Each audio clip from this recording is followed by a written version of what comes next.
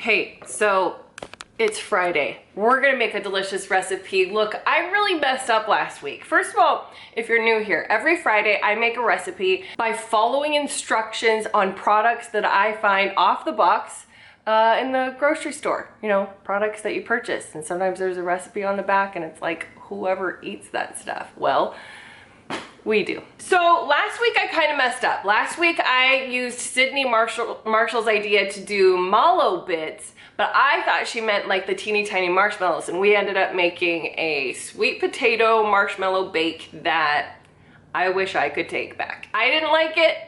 I feel like the Midwest does like it based on the comments I received. You guys like it for Thanksgiving. I actually have heard of sweet potato like bakes and pies and stuff for Thanksgiving, but they don't ever make an appearance at our house. It left something to be desired, we'll just put it that way. I feel like maybe the recipe that I followed was very simplified and I could have maybe used a little more flavor. But Sydney Marshall was not talking about the teeny tiny little marshmallow bits at all. She was talking about specifically mallow bits, which I did not know what that was, but a couple people in the comments did know what it was. So first, Melissa B, you said, hey, I think she means those little things in the shaker. And I was like, oh, marshmallows in a shaker? Still not quite sure, but I'll keep a lookout. And then Kelly Jeevans really saved the day because she supplied a link in the comments that took me directly to these guys. These are mallow bits. I feel like I have passed these in aisles for years without ever even looking at them or considering or like, what? Oh, of course those are a thing. And then you can sprinkle it into your hot cocoa. Why? Where have I been? They also show you right here on the label that you can not only just put it in hot cocoa, you can sprinkle it on your ice cream. You can put it on your cupcakes. You know why? Because Kraft doesn't want this to just be a winter product. They want you purchasing mallow bits all year long. If it's only a hot cocoa product, then you're only buying it when it's cold outside and you're drinking hot cocoa. That's a very limited time frame, unless you live in Colorado. Now, just like Sydney said, there is a hot cocoa cookies recipe on the package of our mallow bits, and that is what we're making today. Thank you, Sydney and Kelly and Melissa. It's a group effort this week for our mallow bit hot cocoa cookies. This recipe says that we need a standing mixture, or no, that's not what it says. A standing mixer, which I don't have. I'm sorry. What an assumption you just made, that I have $300 to just go willy-nilly spend on a KitchenAid mixer. I don't.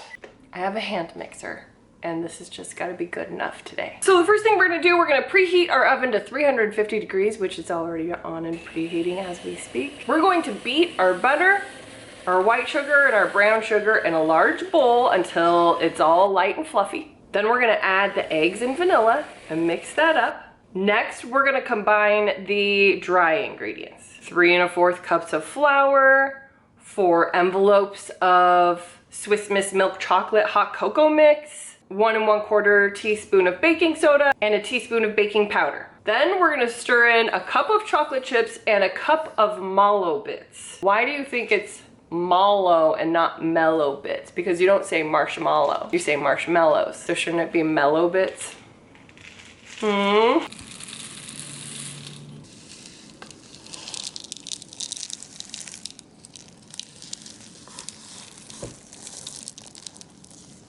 Just look at that cookie dough. We're gonna drop it all on a baking sheet, bake them for 10 minutes, and we're gonna have some beautiful cookies. And they're done.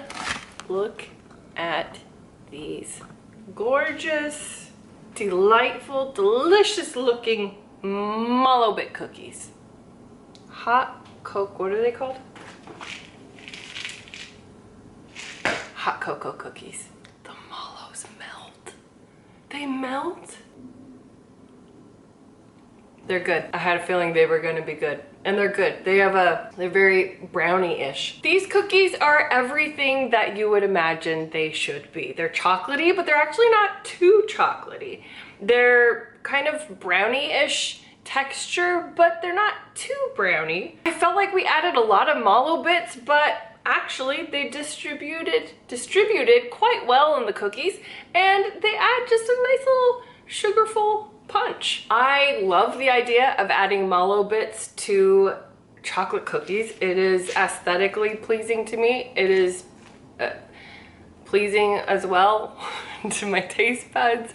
There's no reason not to make these hot cocoa cookies unless you've got some sort of diet restrictions, or you don't, you know, it is a cookie. So do you allow yourself to eat cookies? I walk a line like I do when they're in front of me, but I try not to put them in front of me because it becomes a problem. I mean, if you don't have a problem with cookies and you're able to just have one and then let them sit there, laugh at you, taunt you, beg you to eat them, if you're fine with that, then for sure, make all the cookies in the world. What's stopping you? It's fine. It's gonna be fine. They're very good. Isn't that what we wanted? I'm gonna give our hot cocoa cookies 5-star because I have no reason not to. They're delicious. They were not difficult to make. They were just like making any kind of cookie. And they've got chocolate and the mallow bits melted, and they're delicious. Well done, Kraft. I'm proud of your boardroom meeting that put